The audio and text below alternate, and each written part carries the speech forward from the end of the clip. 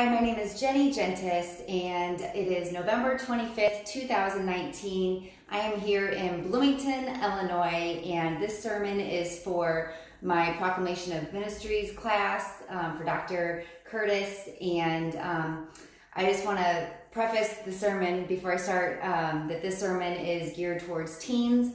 And also, if I mention Vale Youth, that is my church here in town, Vale Youth, or the teens that this message is intended for. So here we go. Hey everybody, welcome to Vale Youth. I'm so glad that you're here today. Just so excited to be here with all of you. And I just have one question for you. Are you afraid of the dark? Yeah, you know what I'm talking about, the Goosebumps series. I grew up watching the Goosebumps series. Raise your hand if you've seen the Goosebumps series or if you've read the books. You're a little more scholarly than me and you've actually read instead of just watched the movies. A lot of you have. I love the Goosebumps series for many reasons. They're not too scary, but I just love that they're just scary enough, right?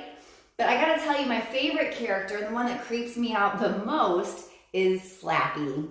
If you don't know who Slappy is the ventriloquist dummy, and he's pretty creepy. He sneaks up on you, and he's got that little mouth that moves, but nobody's moving it for him, so he's kind of like evil. I don't know. But maybe you can agree with me at this, if you don't even know who Slappy is, that dolls in general are a little creepy. And maybe some of us are scared of them. Anybody in here scared of dolls?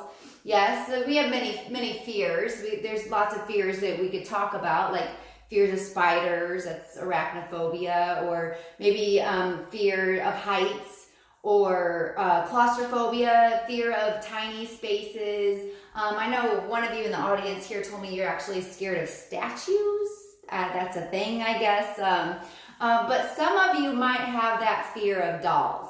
And I'm going to speak to you for a moment here because for whatever reason, my parents, God love them, they thought they were so nice to me. And one year, I was about 8 or 9 years old, they got me one of those porcelain dolls for Christmas, right? It was a porcelain doll, it was like a China doll. So the head and the arms and the hands and the legs and the feet, they're all porcelain. So fragile, very fragile, okay? The only soft part of this doll is the middle part. So you can't play with it. I don't really know what the intention of a porcelain doll is other than you have to put it up on a shelf so that you don't break it. So I got this doll. I named her Annie. My mom was very, very excited to give it to me because I guess they're kind of expensive and we didn't have much money. So she was so excited about this doll. So I put it up on a shelf in my room because I couldn't play with it because it's breakable. Weird. But I put it up on a shelf, and porcelain is very white. So when I would go to bed at night in the pitch black, all I could see is this little white face staring back at me, just Annie staring at me all night long. It was pretty creepy, but it got worse because my mom, so excited about this gift that she gave me for Christmas. My birthday was a couple months after Christmas. She got me another one. Yep. And they just kept coming. Easter was next. I got one with like bunny ears on it. And then I got a 4th of July one. And it seemed like for every holiday for a couple of years, I would get a new porcelain doll that I couldn't play with. So all these porcelain dolls were up on shelves in my bedroom. I ended up with 15 porcelain dolls, you guys. 15. Weird, right? And it was scary. I had a really hard time falling asleep at night. I'll walk you through my bedtime routine because maybe some of you can relate to this.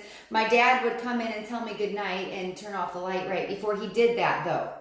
I made sure I was in the middle of my bed, like tucked in like a burrito, because none of my limbs and my hands and feet couldn't go off the edge of the bed, right? Because something would get them in the middle of the night, or like little Annie, the doll, would come off the shelf and like eat my hand or something, right? You know what I'm talking about. You stay in the middle of your bed because you're so scared of the dark. That was me every single night. But every night, after my dad would tell me goodnight and turn the lights off, I would turn to those 15 porcelain faces staring back at me, and I would begin to count.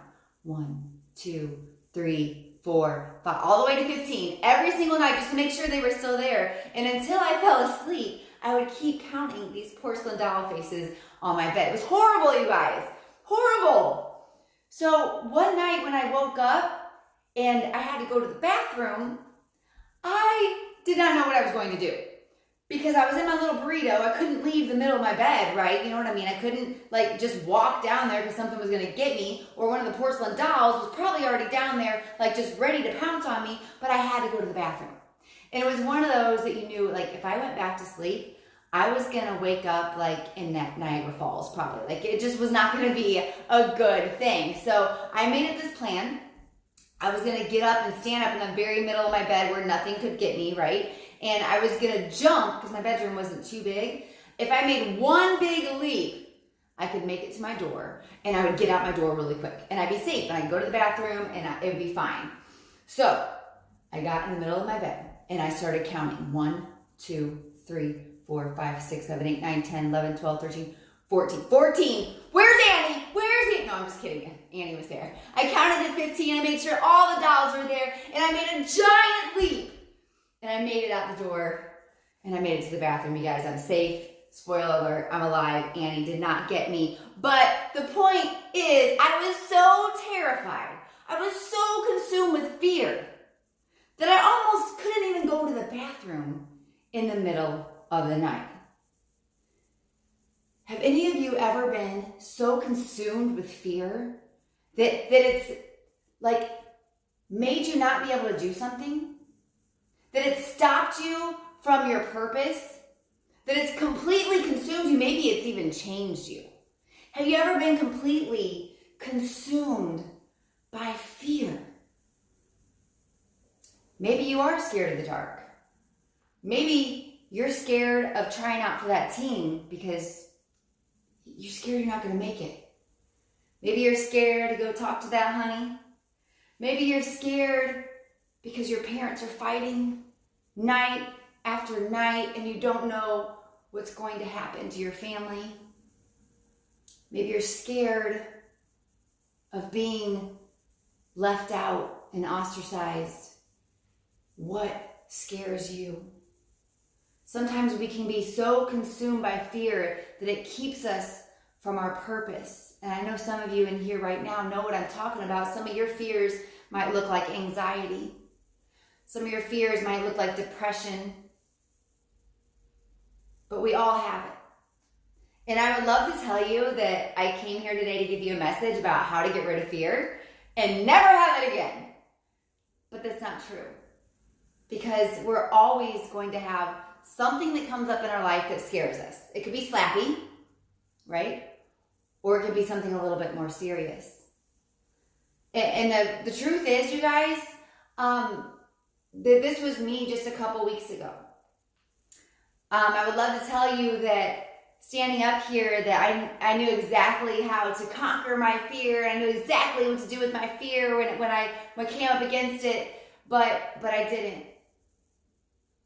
See, a couple weeks ago, I was so consumed by fear that it almost kept me from my purpose, and the worst part of it was that I knew I was about to come give a message to all of you about fear.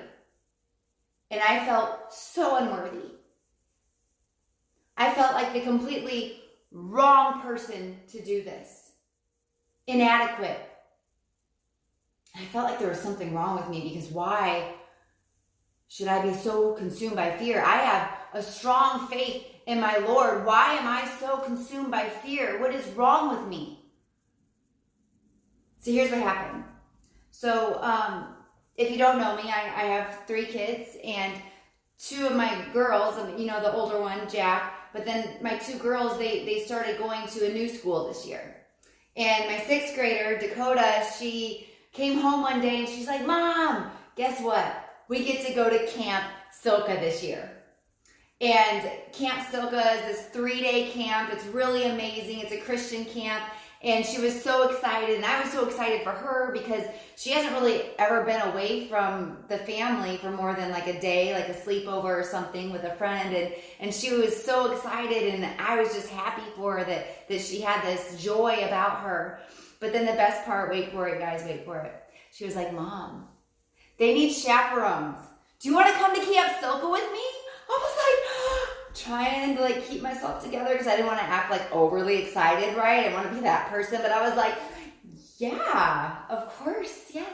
Because deep down inside, I'm like, yes, my teenager wants me around for 3 days, guys. Because you know, you don't really want your parents around for that long. Like, you love your parents, yeah, right? You love your parents, nod your head, yes. But you don't really want them around for 3 whole days with your entire class. But my daughter did. So I was super excited. I was like, yes, of course, honey, I will go with you. That's awesome. And so she told me there would be a meeting later on, and a couple weeks later, that meeting came about. And I hadn't thought too much about the camp until then. And walking up to the school, I'm like, all right, I'm going, collecting my thoughts. I'm going into this meeting, and there's going to be 3 other adults, and the principal and the teacher and myself. Those were the ones that were going to the camp. So those were going to be the people at the meeting. And I began to think about it. I'm like, man, I'm going to a camp for 3 days with a bunch of people I don't know. I've met the principal once, right? Or twice. And I've met the teacher, of course, once. Didn't know any of the parents yet. This was all new to me, new grounds. I didn't know any of the students. So fear started to well up inside of me. I started getting scared of, man, what do I say to these people? What if they don't like me? What if they think I'm weird? Because let's face it, I'm weird. And all these things started running through my head, and I started telling myself that I couldn't do it. I can't do this. But I was walking into the meeting, and I had to. I sat down at the meeting, and I politely listened to the teacher tell us about what was going to happen and what was going to go on at this camp. And she tells us that we're all going to be in charge of one station, right? One activity. There's archery, canoeing, there's safety, survival, art and crafts, all these different types of things, right? But we had to be in charge of one of them. So at that point, you guys, I believe the devil took over my body. And he consumed my body because she said canoeing, and I was like, that's me, I'll do it. And if you know me, I don't like water. I don't canoe. I'm scared of anything that's in the water. It's disgusting. I don't like the stuff that I can't see in the water. I don't like the stuff that I can see in the water. I don't go in it. So the thought of me canoeing with a bunch of 6th graders terrified me. Why did I do that? So for the entire week leading up to the camp, I was full of anxiety. But you guys know that feeling when your heart starts pounding and it feels like someone's almost taking control of your heart and squeezing it, and you can't breathe, and it's kind of like you're gonna have this attack, and you know what I'm talking about, and all this anxiety was welling up inside me. I couldn't sleep the entire week, and I was trying to talk myself out of it. What could I tell? Maybe I'm gonna be sick that day. No, maybe I could just say that I just can't do it. I'm just gonna make up something. My other kid is sick. I gotta stay home, and I was getting so terrified to go on this camping trip with my daughter.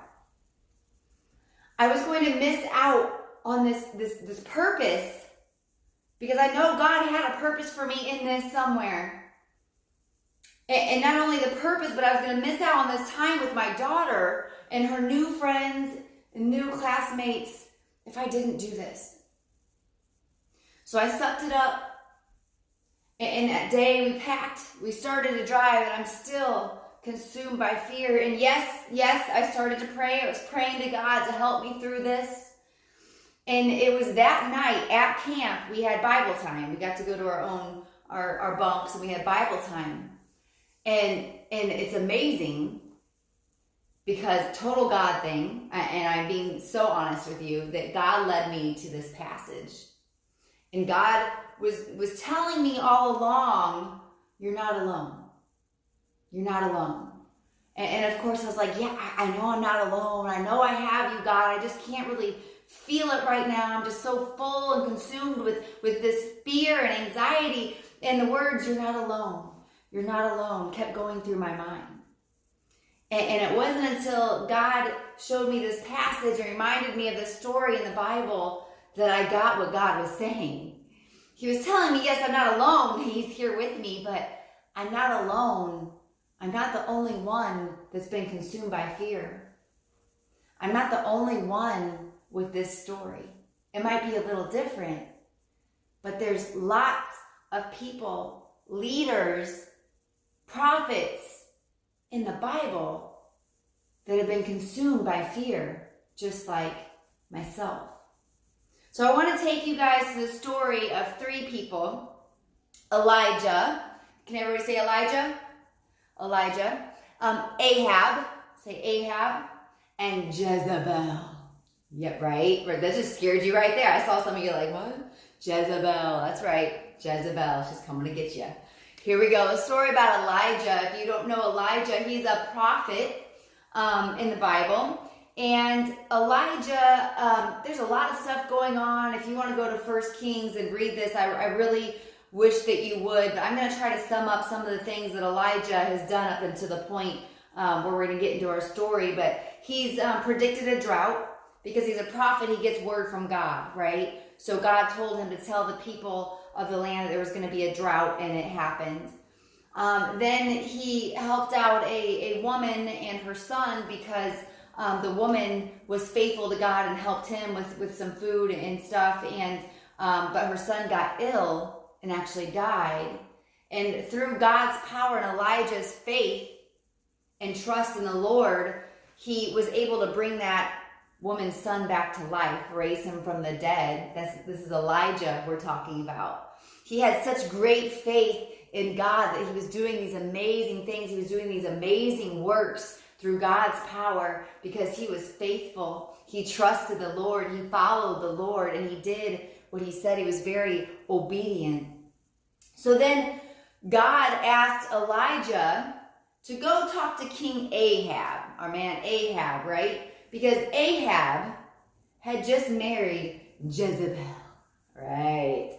Jezebel.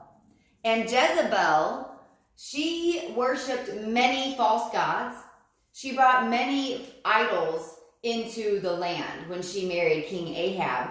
And she was pretty much spreading this untruth around the land and making everyone worship these idols and worship these false gods. So our God wanted Elijah to go confront King Ahab.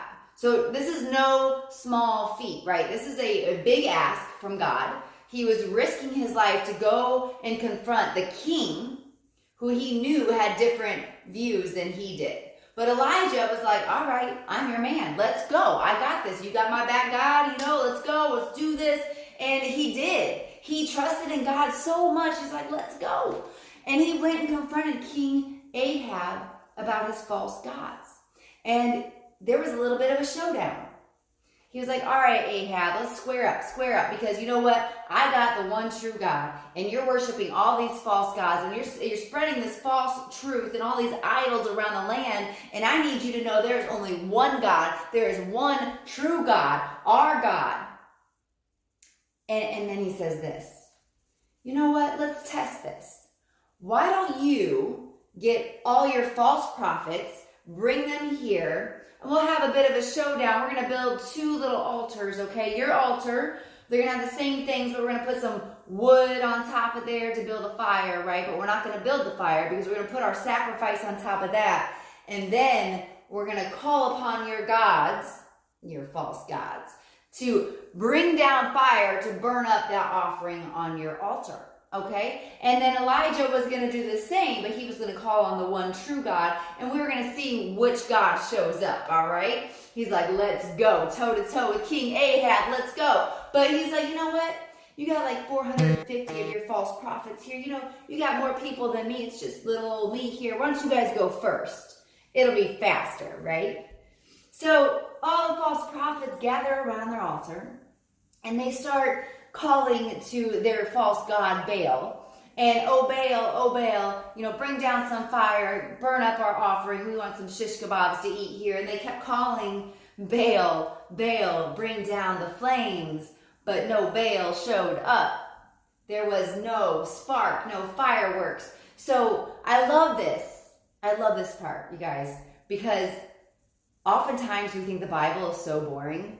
But Elijah, my man Elijah, he's pretty funny. Like, if you read this stuff, he's got some humor in here. Because listen, he's like this. He's like, hey, you know what? False prophets, maybe your God can't hear you. Maybe you need to be a little louder. So the false prophets started getting louder and louder. Oh, Baal, bring down the flames. And of course, Baal didn't show up again. And Elijah was like, you know what? Maybe he's taking a nap. Maybe you should be a little louder and wake your God up. So they called down even louder. And of course, Baal never showed up because he's not the true God. And imagine the faith that this took Elijah to stand there in front of hundreds of thousands of people. And he's like, all right, do you want to see how the one true God does it? He's like, wait a minute. I'll call God and I'll ask him to bring down the flame. But first, we're going to pour some water on this firewood.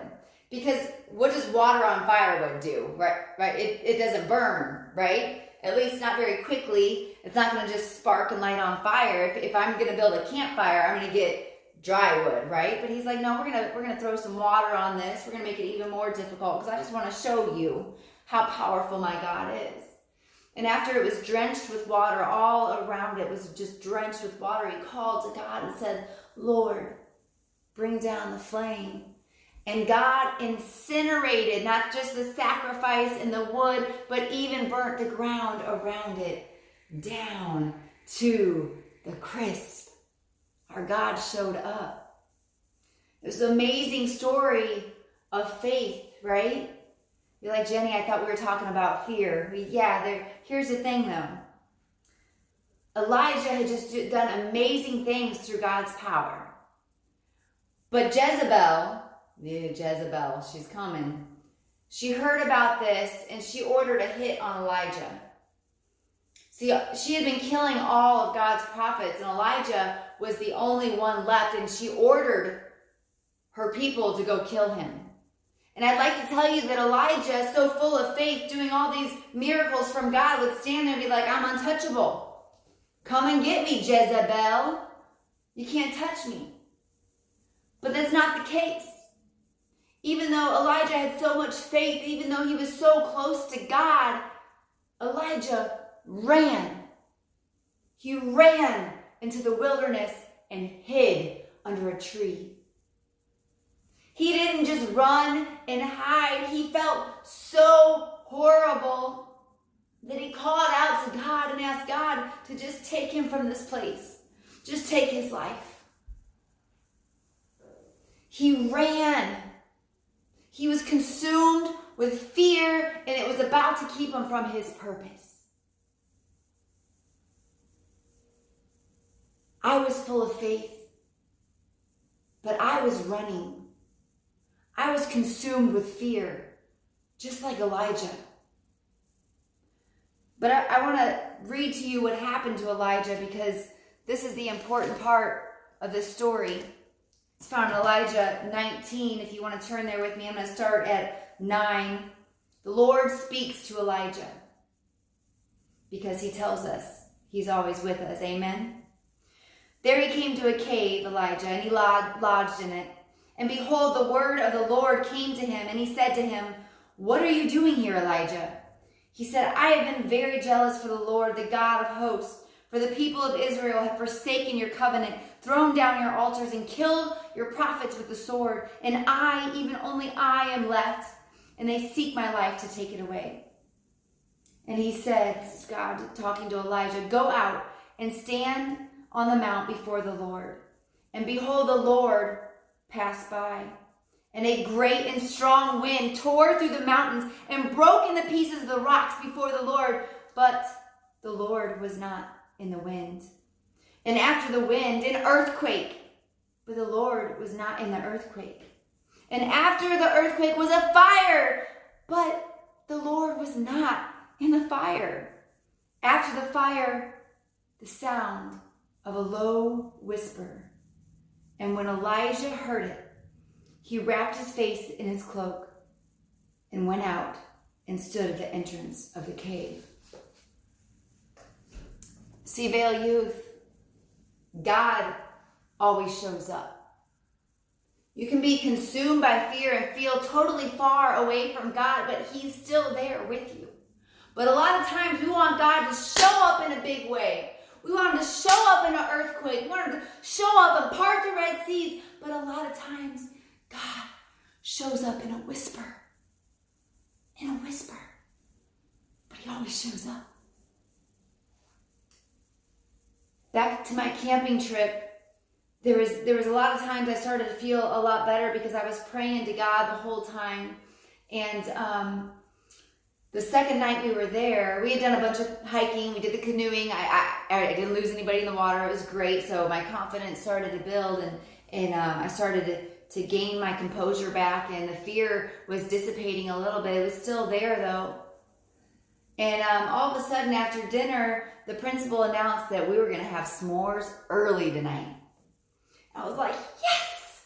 S'mores early, because s'mores are awesome. They're from heaven. Not really, but they're wonderful. And we were so excited we got them early. But then he says, because we're going to go on a night hike. I was like, what? We're on at night? It was already dark, you guys, at this point. And he said, we're going to go on a night hike in the pitch black with one flashlight. Principal is going to have a flashlight. We're going to go single file line and go hiking through the woods. And I need you guys to understand, we had already been hiking through the woods the day before in the light, and that day in the light, and it was a little treacherous. There was a steep hill just to get into the woods. And then as you're in the woods, there's a path, but there's large sticks on either side. There's streams, there's bodies of water because it had rained the night before. There's a little cliff to one side. And nighttime, there's creatures. I'm just saying, there's coyotes, lions, tigers, and bears. Oh my, maybe not that many things, but there's creatures. And there's things, and you can't see, and there's the unknown, and the fear started welling up inside me again. And not only inside me, but as I look around at the 21 students, they're all like, their eyes were as big as saucers, like those big eye stuffed animals, you know what I'm talking about? They all look like those big eye things. They were like, what? We're going to do what? So after we had s'mores, our bellies were full, and we started to go on this night hike. And we were single file line. A lot of the students were holding hands because they were scared. I was scared. I was holding two students' hands.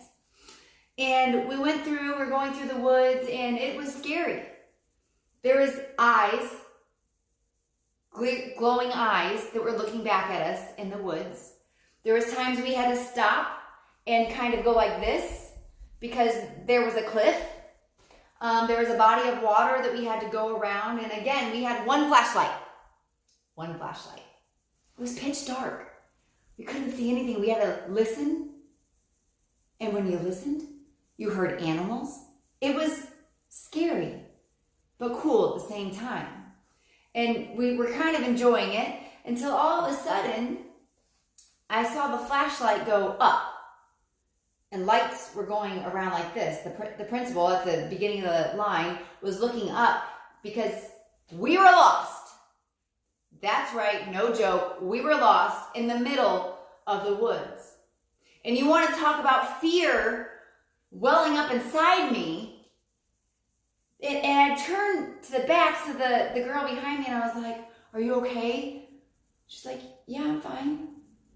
And I'm expecting the kids to be just freaking out at this time. And I turned to the girl in front of me. I was still squeezing her hand, probably a little too tightly. And I was like, are you okay? You're not scared, are you? And she's like, no, we're fine. And I'm thinking, what is wrong with you guys? We're in the middle of the woods. There's animals all around us, and we can't see, and we don't know where we are. And then it dawned on me that all the kids, they were like, you got this, Miss Principal. Mr. Hoffman is his name. You got this, Mr. Hoffman. You got this. They trusted in their leader, and they knew that he would get them out of the darkness. They knew that he would lead them out of the woods and into safety.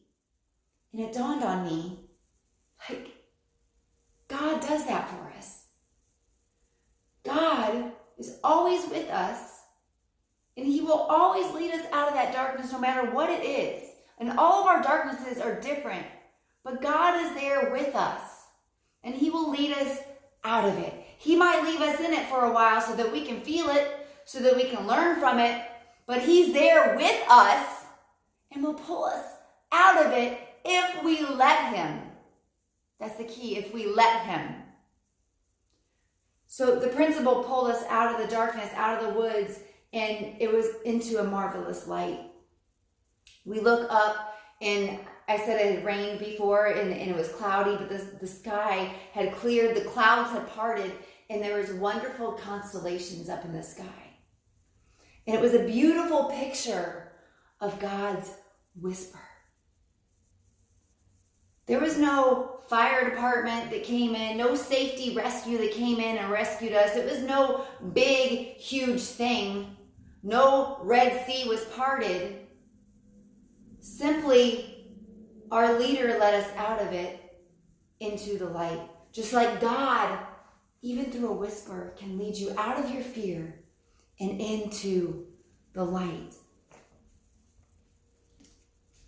I want to read for you 2 Timothy 1:7 says this, "For God gave us a spirit not of fear, but of love and self-control."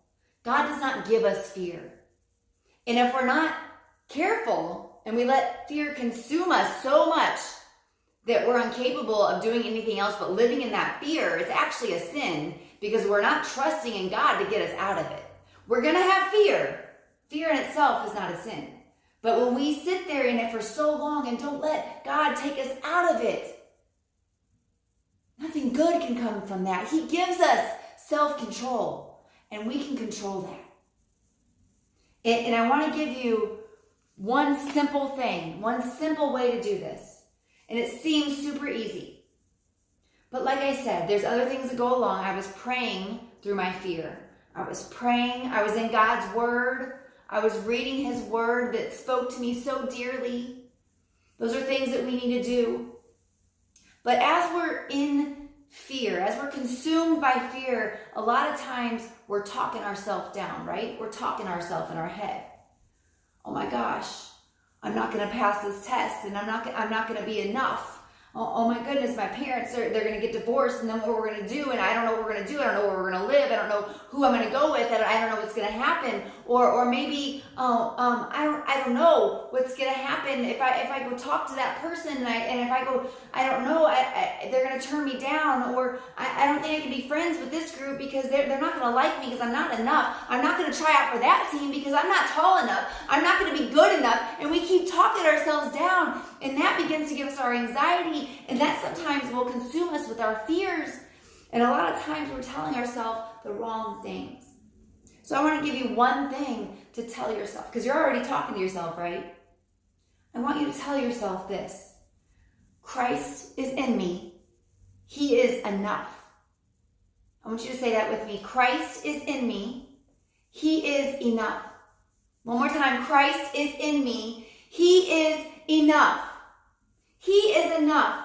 It says here, it says in John, if I can find it real quick, John 12:46 says this, I love this. I have come into the world as a light. This is Jesus talking. I have come into this world as a light so that no one who believes in me should stay in the darkness. No one who believes in Jesus will stay in the darkness. He will pull you out of that darkness and into his beautiful light because he is enough. He doesn't say there will not be darkness. Jesus tells us later on that you will come up against adversity, but in your fear, in your darkness, Jesus will pull you out because he loves you so much, because he is enough. Christ is in you. He is enough. So next time you're consumed with fear, I want you to think of it like a balloon. I want you to hold that balloon, hold that fear, and then let it go. As you're saying, Christ is in me. He is enough. And let that fear float away. It's not to say another balloon, another piece of fear won't come up later on.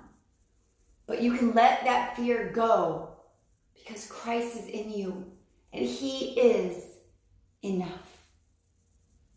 Thank you.